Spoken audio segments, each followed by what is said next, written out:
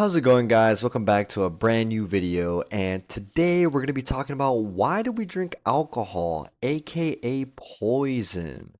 Now, this came up to my mind because, well, one day I was out with my boys and we were out playing pool, and my boy wanted to drink, and so, I was like, I wasn't sure if I wanted to drink or not. I ended up drinking anyways, just a little bit, probably like half a beer, right? But when I searched it up, I'm like, wait, isn't alcohol like poison? Like literally poison? And this made me question a lot of things and made me rethink a lot about why we even drink alcohol in the first place. Because, yes, it is actually a poison, right? As we can see here, it says, yes, medically, chemically speaking, ethanol, I don't know if that's how you pronounce it. Ethanol is a toxin and a psychoactive poison. When you drink it, your body treats it as a foreign poison and works immediately to break it down and clear it out. Now, this is insane, right? I mean, it's kind of crazy to think that as a society, the norm is, that we drink alcohol. Now, of course, back I think in the 1920s, we've tried to prohibit alcohol because of all the sort of atrocities and trauma that alcohol caused in the past, but people were still drinking alcohol, so the government just decided, you know what, it's better that we make money off of this anyways through taxes because people are still going to get their hands on it. Now, I guess, I don't know, there might be a better approach in that. Maybe you can add better regulations, I'm not sure. But they did try in the past, and people just, for some reason, gravitate towards alcohol, and it's understandable. But anyways, I just think that it is crazy that this is the norm to like having fun in our society. And as you can see here, it says it's classified as a poison. It causes cellular damage, right? Your liver breaks down ethanol, and it creates a toxic byproduct called, I don't know how to pronounce that, acetaldehyde, which damages your DNA and body cells. It literally damages it. Not only that, look at this. It classifies alcohol as a group 1 carcinogen because it directly causes multiple types of cancer. So we're literally drinking cancer, poison, toxin, something that should not go in our body to have fun. It is the norm. There's companies that sell this. There's a whole industry behind it. So it does lead to a lot of questions, and a lot of questioning of values as well as a society. Here on this next page, we have, yes, and then not only that, alcohol can cause brain damage, right? So you're literally killing your brain with long-term drinking, but even when you drink it, it already harms it, right? Direct toxicity. Alcohol acts as a poison to nerve cells, harming cell membranes and communication pathways.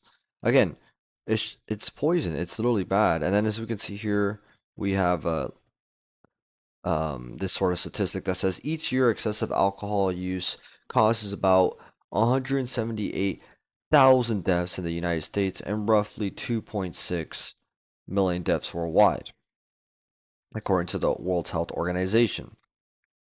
And so this is crazy, right? It's like there's so much negative that comes from alcohol that we should consider, why are we even drinking this stuff in the first place, or why is this even the norm?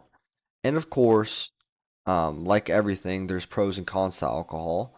And I think alcohol does have some pros when it comes to maybe community and socialization, how it makes you more social and sort of more loose. I think there is merit to that, and I think it could be a good thing, and for other reasons as well. But I think we are a little bit too imbalanced, and we're kind of abusing alcohol and sort of using it, in my opinion, almost as a crutch to have fun. And so to have fun and just enjoy life. And so yeah, I don't know. I just think that we're abusing it right now, and I think this could possibly change. I think we can uh, act in a better way to where we're not abusing alcohol and we can still have fun. And I'll go and explain that further on.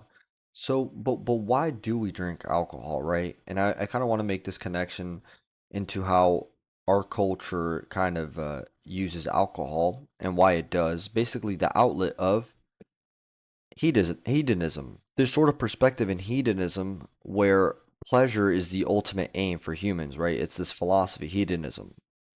And I think the US is really big on this philosophy. Now, there's pros and cons to it. I don't think I'm in full agreement with this philosophy. And I think there's a lot when it comes to this, and I'll explain further on. But in our culture, our goal basically, well, for one, the main thing people do is they work, they solely strive to making money, to building their resources and their bank account. And then outside, when they're not working, a lot of people, of course, not everybody, but a lot of people tend to go out and party and basically indulge in pleasures, right?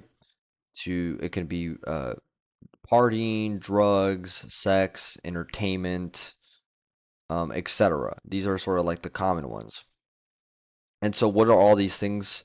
All those things are basically pleasure, right? So, when people are not working in their 9 to 5, what are they doing? They go out and they try to seek pleasure. A lot of people, again, not everybody. And so, why am I mentioning this? Well, I think that yes, there is merit, and you do want to enjoy the pleasures of life, but at the same time, pleasure isn't the final goal. It isn't the the most fulfilling thing, something that at the end of the day will give you peace and give you true lasting joy. Pleasure comes and goes.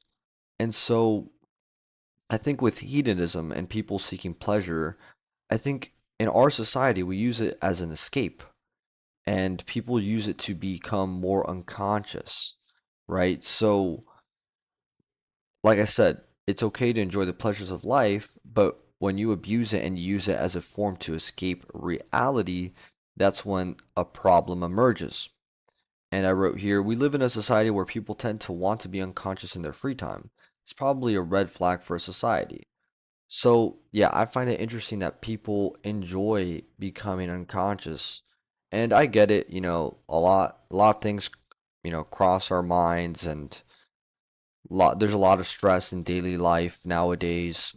And so becoming unconscious, like I don't want to think about those things, I just want to be free, have fun and just for 1 second not think about that. And I can understand that. But I do think there is a healthier way of going about it rather than drowning yourself in alcohol and becoming unconscious that way or not thinking about your problems in that way.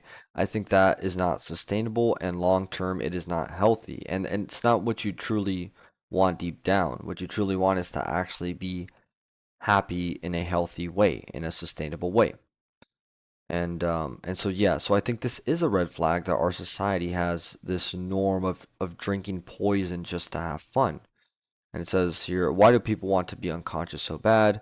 Which is equated to not wanting to be here. That's pretty bad. Yeah, so it's like it kind of raises this point of like, okay, if you are constantly drinking, if a lot of people are drinking in our society and kind of drowning in these pleasures and not wanting to think about daily life, then that's a big red flag as a society that there's something wrong, right? If people in their daily life want to constantly escape their daily life because their daily life is so hard and they keep stressing, and they need like alcohol just to have fun or not to think about their daily life, then that's a big red flag, right? For one, it shows that your daily life is something that you do not enjoy.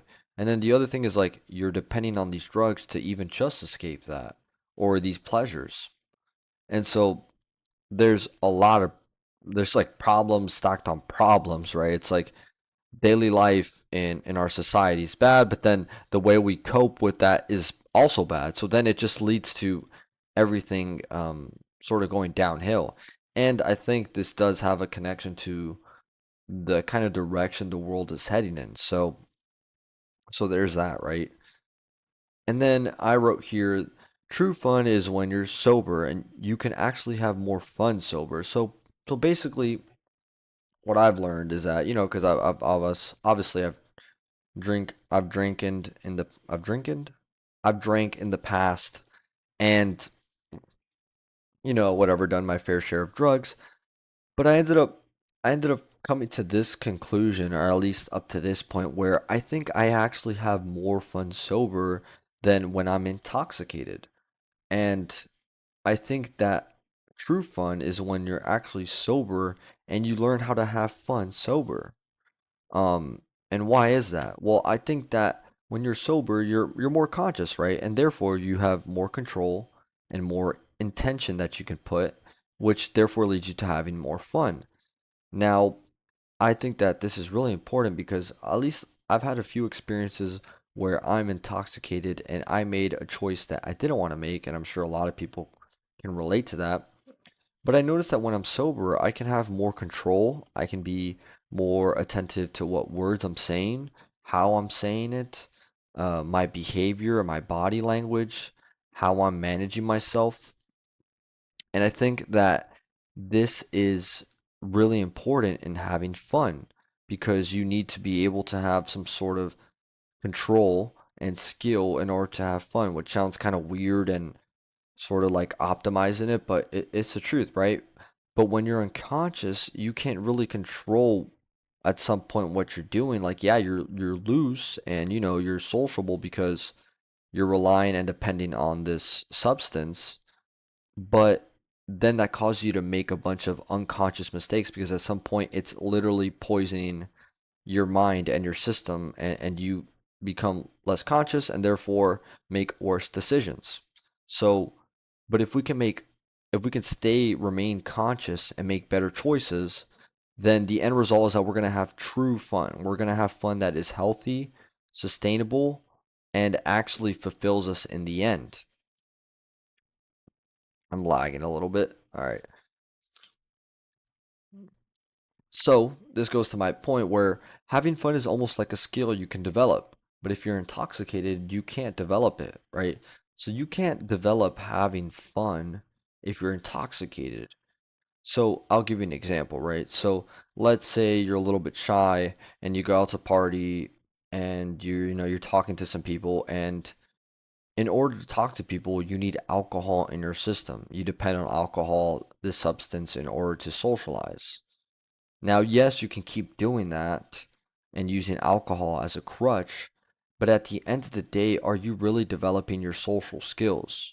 Whereas if you're cold sober and you go and you try to socialize, that is actually working on your social skills because you're not dependent on the substance to socialize and have fun. You can go out at whatever and any time in whatever state of mind, and because you've developed the skill sober, you can actually socialize with people. Unlike when if you're in a scenario where you have to socialize with people and you don't have alcohol and you can't do it, well, then that sucks. It's like then you're kind of screwed. So I think this is really important, and I think this is where a lot of people, at least our society, I think there's a lot of people in the mainstream that are using alcohol as a crutch. I'll give you another example. I think dancing sober is a very can be a very weird and awkward thing for people, and even for me, dancing can be weird when I'm like sober. But I think it's cool, and I think you could develop a way of dancing where you're sober and you're not as awkward, even though you're sober, right? Instead of just drinking alcohol and like, okay, I don't care, I'm unconscious, so I'm gonna start moving, right? And so it allows you to get over your fear of judgment, of being perceived, whether that's socializing, dancing. But again, if you're intoxicated, you never give yourself that chance to develop those skills of, socializing, dancing, whatever it may be, but also getting over those fears of being perceived and judged in a certain way. And so I think this is absolutely crucial. I think that when people intoxicate themselves, they are sort of not allowing themselves to grow in this area of life. And so it's really important that we're conscious and that we're conscious of this fact, right? Besides obviously the literal physical unhealthy parts of alcohol, we have to be conscious of the more underlying and subtle personal development aspects as well and the psychological aspects as well. And so Yeah. All right, but anyways, it's gonna be it, guys, for today. Thanks for watching. I really do appreciate it. Again, I'm just sharing this point of view. This is just my opinion, and this is just the way I kind of see things and kind of the trends that are going out right now. So, yeah, but that's pretty much it, guys. I hope you enjoyed. I love you all so much. Thank you from the bottom of my heart. I really appreciate it. Also, please feel free to leave any feedback. I would really appreciate it. I'm trying to get better at making these videos. I am enjoying making these videos, which I think is the most important thing. So I'm happy about that. But I'm always open to feedback and would love to maybe get some ideas from you guys as well. So, anyways, that's it. I love you guys, and I'll see you guys in the next one. Peace, y'all.